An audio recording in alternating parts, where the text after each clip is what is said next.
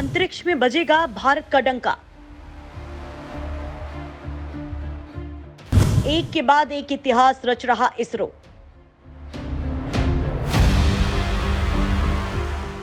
CE-20 cryogenic engine की सफलता के बाद एक और धमाका करेगा भारत। ओशनसैट 3 नैनो उपग्रहों के साथ PSLV C-54 को करेगा लॉन्च। दोस्तों, भारत की स्पेस एजेंसी भारतीय अंतरिक्ष अनुसंधान संगठन एक के बाद एक कामयाबी के झंडे गाड़ रही है। उसकी कामयाबी की गूंज अब पूरे अंतरिक्ष में गूंजने लगी है। इसरो के मिशन सफलता का दूसरा नाम बन गए हैं और कहा जाने लगा है कि एक बार को नासा के मिशन फेल हो सकते हैं, लेकिन इसरो के मिशन के फेल होने के चांस ना के बराबर है। इसकी कामयाबी देखकर अमेरिका, चीन की स्पेस एजेंसियां जल भुन रही हैं, लेकिन इसरो बिना किसी की परवाह किए आगे बढ़ता जा रहा है। उसने अभी हाल में बेहद ताकतवर CE-20 क्रायोजेनिक इंजन का सफल परीक्षण किया है। इससे इसरो का अंतर्राष्ट्रीय सैटेलाइट लॉन्चिंग मार्केट में दबदबा और बढ़ गया है।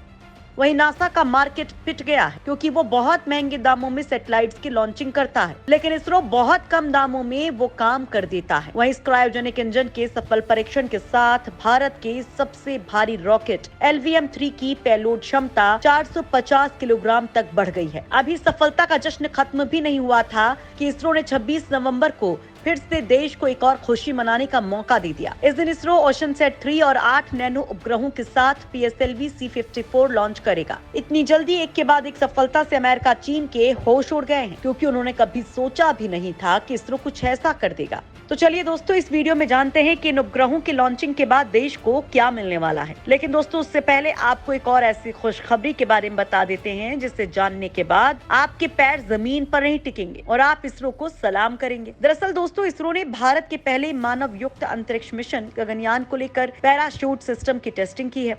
18 नवंबर को विक्रम साराभाई स्पेस सेंटर के वैज्ञानिकों ने सेना के बबीना फील्ड फायर रेंज में गगनयान पैराशूट सिस्टम की टेस्टिंग की है। ये पैराशूट गगनयान के क्रू मॉड्यूल को सुरक्षित लैंडिंग करवाने के लिए है। उत्तर प्रदेश के झांसी से थोड़ी दूर स्थित मिलिट्री कैंट के इलाके के बबीना फील्ड फायर रेंज में इसरो ने इस पैराशूट सिस्टम की टेस्टिंग की है। इसे लेकर इसरो ने अपने आधिकारिक ट्विटर अकाउंट पर पैराशूट की तस्वीरें शेयर की हैं। तस्वीर में दिखाया गया है कि कैसे पैराशूट गगनयान के क्रू मॉड्यूल की सुरक्षित लैंडिंग कराएंगे। इसे integrated main parachute air drop test यानी IMAT नाम दिया गया है। इससे पैराशूट की ताकत और क्षमता का परीक्षण किया गया, जिससे भविष्य में गगनयान के क्रू मॉड्यूल की लैंडिंग कराते समय कोई समस्या न उत्पन्न हो। दोस्तों, आपको बता दें कि गगनयान में ये तीनों पैराशूट बहुत ही इंपॉर्टेंट भूमिका निभाएंगे। इन पैराशूट में 3 छोटे ACS पायलट और ड्रोग पैराशूट लगाए जाएंगे, जिससे क्रू मॉड्यूल को सही दिशा में लाकर उसकी गति को तय मानकों तक कम किया जा सके। इस टेस्ट से ये पता चला कि अगर एक पैराशूट खराब हो जाता है तो दूसरा पैराशूट क्रू मॉड्यूल की सही लैंडिंग करा पाएगा या नहीं। इन पैराशूट की मदद से 5 टन के डमी पैराशूट को जमीन पर लैंड कराया गया। इनका वजन भी उतना ही है जितना गगनयान के क्रू मॉड्यूल का होता है। इस टेस्ट के लिए भारतीय वायुसेना के IL-76 एयरक्राफ्ट की मदद ली गई।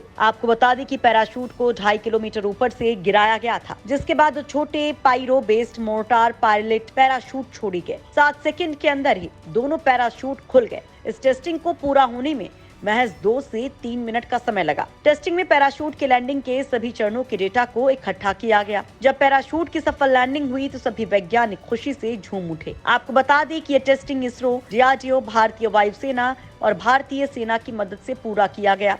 दोस्तों, गगनयान अंतरिक्ष भेजे जाने वाला भारत का पहला मानव युक्त मिशन है। इसका मकसद किसी भारतीय अंतरिक्षयान से मानव को पृथ्वी की निचली कक्षा में भेजने और उन्हें वापस लाने की क्षमता दिखाना है। इन अंतरिक्ष यात्रियों को 7 दिन के लिए पृथ्वी के लो ऑर्बिट में चक्कर लगाना होगा। इसके बाद स्पेसक्राफ्ट धरती पर वापस आएगा। इस गगनयान प्रोजेक्ट के सफल होने पर भारत इंसान को अंतरिक्ष भेजने वाला चौथा देश बन जाएगा। इस गगनयान की कामयाबी तो लगभग तय है, लेकिन इससे पहले इसरो ने एक और सफलता का झंडा फहरा दिया है। इसरो ने पहला प्राइवेट रॉकेट विक्रम S 18 नवंबर को लॉन्च कर दिया। इस रॉकेट को हैदराबाद की एक private startup company Skyroot ने बनाया है, जिसे श्रीहरिकोटा में इसरो के लॉन्चिंग केंद्र सतीश धवन स्पेस सेंटर से लॉन्च किया गया। इसके साथ ही भारत के अंतरिक्ष तकनीक के मामले में निजी रॉकेट कंपनियों के प्रवेश की शुरुआत हो गई है। भारत अब उन चंद देशों में शामिल हो गया है जहां निजी कंपनियां भी अपने बड़े रॉकेट लॉन्च करती हैं। इसे एक बड़ी उपलब्धि बताया जा रहा है। आपको बता दें कि इसरो के संस्थापक डॉक्टर विक्रम साराभाई की याद में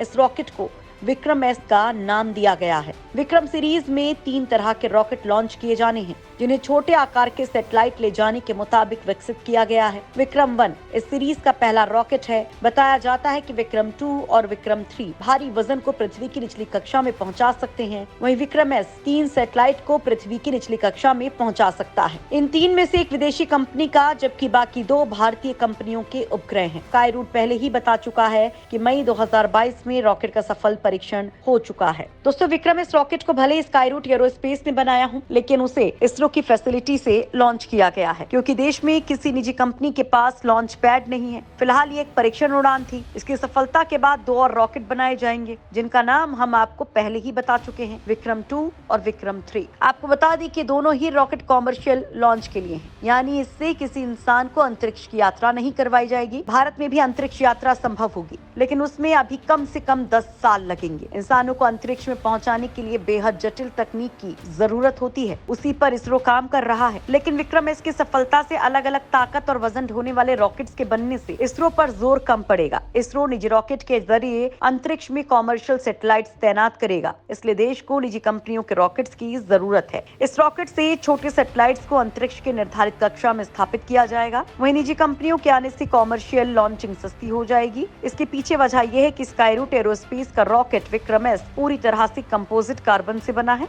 यानी इसमें धातु का प्रयोग कम किया गया है, जो कि सस्ता पड़ता है। इसके अलावा इसका क्रायोजेनिक इंजन भी 3D प्रिंटेड है, यानी इसके निर्माण की लागत भी कम हो गई। इसके ईंधन को भी बदला गया है। इसमें आम रॉकेट ईंधन की बजाय LNG यानी कि लिक्विड नेचुरल गैस और लिक्विड ऑक्सीजन की मदद ली गई है। ये किफायती और प्रदूषण मुक्त होता है। इस हिसाब से निजी कंपनियों के लॉन्च 30 से 40% सस्ते हो जाएंगे। दोस्तों, देश में सिर्फ स्काईरूट एरोस्पेस इकलौती कंपनी नहीं है जो रॉकेट बना रही है। इसके अलावा 2 कंपनियां और भी हैं। इनके नाम है अग्निकुल कॉस्मोस और बेलेट्रिक्स एरोस्पेस। खास बात यह है कि स्काईरूट ने अपने पहले रॉकेट का परीक्षण किया, उसे सफलता भी मिली। बाकी दोनों कंपनियां भी अपने रॉकेट्स का अलग अलग स्तर पर परीक्षण कर रही हैं। उनकी उड़ान भी जल्द संभव होगी। भारत में निजी कंपनियों ने इस सेक्टर में शुरुआत कर दी है। ये तेजी से विकसित हो रहे हैं। भारत के अंतरिक्ष उद्योग की शुरुआत प्राथमिकता कभी भी स्पेस टूरिज्म नहीं है, या फिर इंसानों को अंतरिक्ष में पहुंचाना मकसद नहीं है। मकसद था मौसम, खेती, आपदाएं, विकास के बारे में जानकारी देना। अब निजी कंपनियां आ रही हैं, तो इनके साथ मिलकर अगले 5 से 10 साल में ये काम भी संभव हो पाएगा। वहीं अपनी कामयाबी में एक और कदम बढ़ाते हुए इसरो 26 नवंबर को ओशनसैट 3 और 8 नैनो उपग्रहों के साथ PSLV C-54 की लॉन्चिंग करेगा। श्रीहरिकोटा अंतरिक्ष केंद्र से शनिवार को सुबह 11:56 पर ये लॉन्च किया जाएगा। इस मिशन को लेकर इसरो के अधिकारियों का कहना है, ओशनसैट 3 और 8 नैनो उपग्रहों में पिक्सल से आनंद, भूटान सेट, ध्रुव अंतरिक्ष से 2 थाईबोल्ट और स्पेस फ्लाइट USA से 4 एस्ट्रोकास्ट प्रक्षेपित किए जाएंगे। इस मिशन के कामयाब होने के बाद इसरो का इतिहास में एक सुनहरा दर्जा हो जाएगा।